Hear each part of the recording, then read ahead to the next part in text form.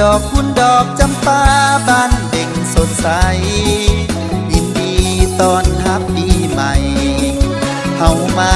สลองปีใหม่เฮามาอวยพรใส่ให้กันและกันพี่น้องเสื้อเผ่าพงพันทั้งกันนำทุกขันให้เข้มแข็งโชคดีขอให้สุขสันต์สำราญทั้งการเงินการงานเดินแล่นสะดวกดีโลกาพญาจะได้มีสำเร็จสมหวังในหน้าที่พบแต่สิ่งดีๆตลอดปีตลอดไป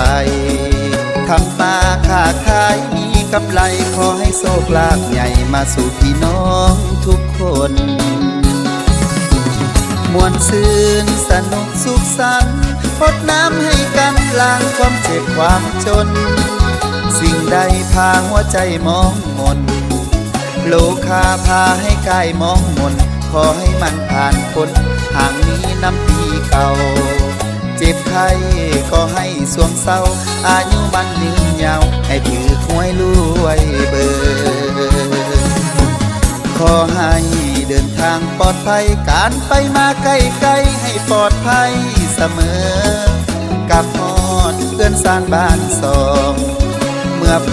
บพ่อแม่พี่น้องพากันห่วมสลองปีใหม่ให้มวลซื่นเด้อ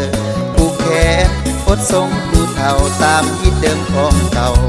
มาเยอะควันเอ่ยมาเยอะ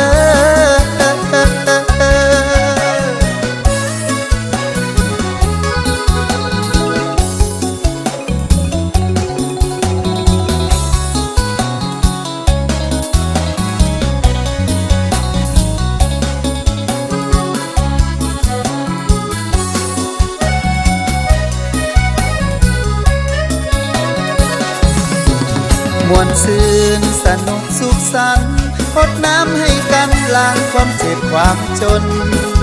สิ่งใดพาหัวใจมองมนโลกาพาให้กายมองมนขอให้มันผ่านพ้นห่างนี้น้ำปีเก่าเจ็บไข้ก็ให้สวงเศร้าอายุมันยืนยาวให้ถือหวยรวยเบอร์